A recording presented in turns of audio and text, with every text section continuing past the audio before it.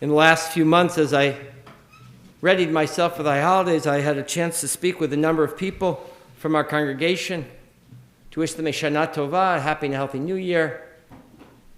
And regularly they said to me, look forward to seeing you on Shabbos. Now, the number of people I spoke to and the number of people who came to Shul on Shabbos was vastly different. So I say often, when people say, I'll see you on Shabbos, I say, oh, are you going to come to Shul? They say, no, I'll see you on live stream. To which I say, so I guess you'll see me, but I won't see you. And I have to tell you how painful it must be to not be seen. I love the technology of Zoom because we can see each other, except for when people turn off their video. But I have to tell you how hard it is for me to be in Shul and not to be able to see those people who are watching at home or in other places. Maybe you're gathered with family and friends. I wish you were here with us. And it's so good to see all of you. But how difficult is it in life not to be seen? And how difficult is it in life for us to struggle with issues that can't be seen? So past Shabbos was September 11th, the 20th anniversary of the events that occurred on 9/11/2001. And I was after shul in my house, and I heard these helicopters flying overhead. So heavily were their sounds that it shook my house. And as soon as Shabbat was over, I wanted to find out what it was that was going on. Of course, I thought to myself, maybe they're just protecting the airways on this significant day. And of course, I went to my major source for news, Facebook. And immediately I saw this conversation. I won't read you all 32 comments, but I'll spare you from all of them, but I'll share a few with you. Marie Meeks writes, 7 helicopters followed by a TV helicopter over Dobbs Ferry. What's going on? Susie Luria responds, maybe something to do with 9/11. Belle Taylor responds, maybe taking the president somewhere. Maria Cecito wrote, they just flew over Dobbs Ferry. Kristen James wrote, would have loved a heads up that this was happening today, if not specifically, at least a general warning that aircraft might be louder than normal. The surprise sound of low-flying helicopters was, let's just say, not appreciated today at all. And then it goes on. But I think that Marie Meeks gives language to what many of us felt, certainly for at least a decade after the events of 9/11, in which every time we saw an airplane overhead, we immediately did the calculation to see if it was a little lower than normal, in which we looked up in the sky and said, does it look like it's heading for a crash? And the commentary went on and on and on, page after page. Some getting angry with Marie Meeks for making such a comment. John writes, no one said Dobbs Ferry needs to broadcast an alert for every little thing. But it's fair. Some may be alarmed and curious when 7 low-flying, loud helicopters go overhead on the 20th anniversary of 9/11. My heart sank at the sound until I saw the coordinated choppers flying in a typical fashion down the Hudson. Don't know what it was, but seemed planned. As if those words in that moment would make us feel better. As if there's an easy phrase, a calming, consoling word that would set us at ease. But we know that 20 years ago, 2 airplanes flew into World Trade Center, and 1 into the Pentagon, and 1 into some field in Pennsylvania. And we have wondered ever since Is every plane above our heads flying a little too low?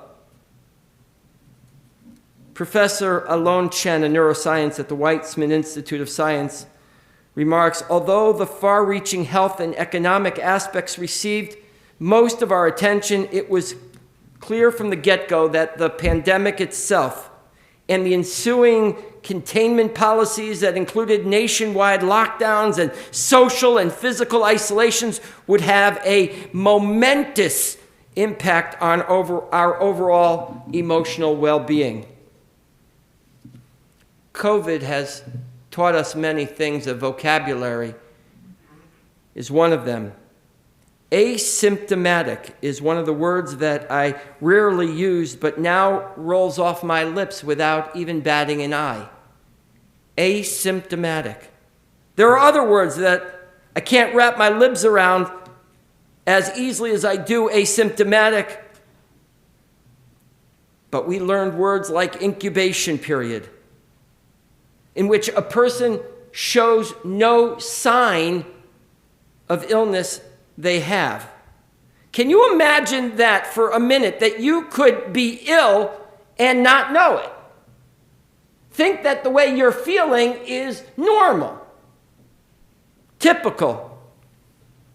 Well, that's the point I'm trying to make tonight, and that is there are so many illnesses that people have that cannot be seen. We say a mishaberach, and in that mishaberach we say refuat hanefesh v'refuat haguf. We pray that God will heal our body and our soul, heal our emotions. We have seen time and time again people who are born of fame and fortune, who acquire extraordinary wealth and fans. And then, out of the blue, they commit suicide. They die by suicide. Robin Williams, Anthony Bourdain. I remember when Robin Williams died, I remembered what he said in Good Will Hunting. I used to think that the worst thing in life was to end up alone. It's not. The worst thing in life is to end up with people who make you feel alone. I can only imagine how he struggled, the genius that he was. I remember a moment in the Torah where Moses is overwhelmed by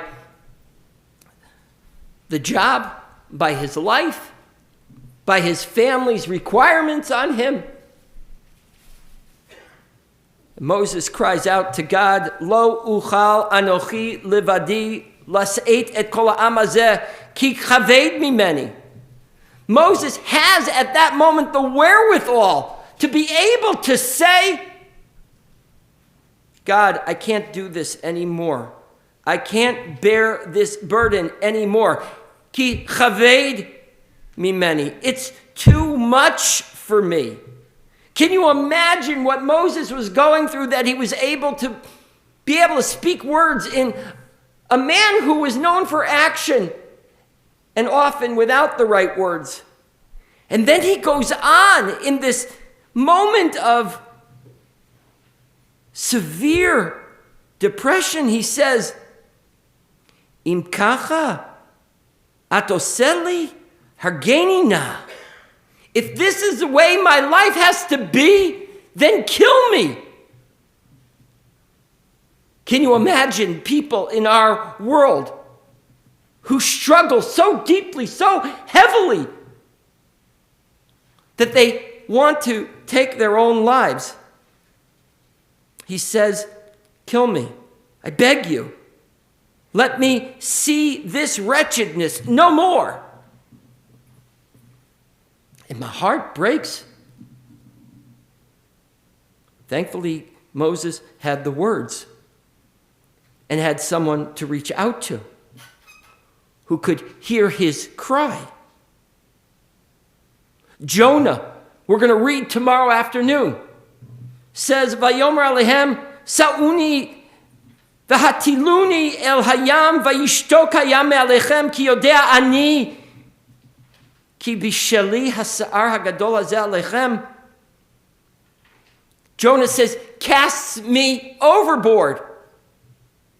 Jonah pleaded to be thrown overboard because of this great storm that he and those around him were experiencing. What does it mean for us to experience a storm in our lives that no one else can see? And so Jonah says, V'ata Adonai kach na et nafshi mimeni, ki tov meti michayai. Jonah says, take my life, it's better that way. I'd rather die than live. And that is occurring in our world all the time. There are people suffering at that depth all the time. So often they can't even cry out for help. There's a wonderful story that always resonated with me from the tractate of Brachot in the Talmud. Rabbi Yochanan sees his friend crying, and he says to him, why are you crying? His friend Elazar finally answers, I weep because all the light fades into darkness, because all beauty eventually rots. You can hear the desperation in his voice. Yochanan, sitting beside his friend, replies, yes, everything does die. So perhaps you have reason to weep. Then Yochanan sat down with his friend, and he wept alongside him. We don't have to fix things. We just have to stand beside each other. We just have to weep along with each other. When our loved ones are hurting, if we're hurting, you don't have to cry alone. There's always someone willing to cry with you. After a while, Yochanan asks, does darkness comfort you? Do you want these sufferings? And Elazar says, no. Nobody's suffering from deep, significant pain, from the darkness that is sometimes mental illness. No one wants it. They didn't ask for it. Then Rabbi Yochanan responds, then give me your hand. And he lifts Rabbi Eliezer up from his bed and out of the darkness. Ein chavush matir atzmo mi beit asurim. You can't get out of prison by yourself, is the exact translation. You can't make it out of the darkness by yourself. If you're suffering, you need someone to help you. Let me just read you a list for a minute. Zoloft, Celexa, Remeron, Prozac, Cymbalta, Seroquel, Lexapro, Wellbutrin, Lorazepam, Ativan, Klonopin. If you're savvy enough to know what these tablets are or know a loved one who's taking them, then I don't have to describe to you what this is all about. But in case you don't, let me just fill you in. The medication allows people to deal with a normal day-to-day life. Although most days it leaves them tired or maybe spaced out or emotionless or even super emotional. Crazy, right? Why would anyone want to feel this way? Well, this is why. You see, some people suffer from severe depression and anxiety. In their brain, it doesn't sit right. Something seems different. They notice little differences that other people wouldn't. They consistently overthink every situation. Was a comment about them? Was it a joke? Was that person supposed to laugh? Or did they mean it? Are they being nice? Are they talking about them? Do they talk about them? They then think that I bet they don't really like me. They say sorry all the time. They feel like they annoy everyone. And for all those questions, they'll seek hours trying to find the answers. They let it build up in their mind until it sends them to tears.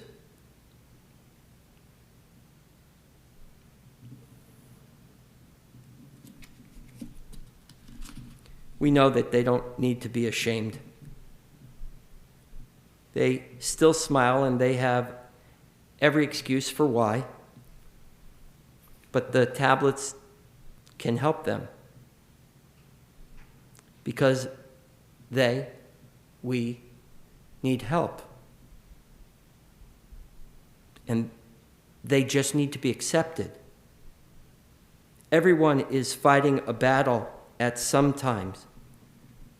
And we all need to be a little kinder. A phrase that has been running through my head the last 2 weeks is a phrase by Walt Whitman, who said, "Be curious, not judgmental." If you want to know about somebody, ask questions. Don't judge. Don't assume you know everybody's story. Be curious. You'll find deep beauty within. Living with these types of illnesses are hard. But trying to understand them is even harder. It's also 100 times harder if you have another condition on top. So I say don't suffer in silence. We need to all work harder to stop the stigma. Mental health is just as important as physical health. So one last thought before I ask the cantor to sing with me. A friend of mine and a poet, Tzachi Galardin, wrote this week, "Abba, ata lo mevin eze yom avar elai." Dad, you have no idea about the day I've just had. Asinu maslul nachal kibbutzim halachnu b'toch hamayim. We did this tour of kibbutzim and we walked through the water. Hayelad mitahev umevin shelaguf yesh gam neshama. The child understood that the body also has a soul. Chatima tova briyut v'simcha chayim. And then the poet concludes, may we be all inscribed for the good. Briyut, health. V'simchat chayim, and a love for life. So I say, refuat hanefesh v'refuat haguf. May God send healing of body and soul.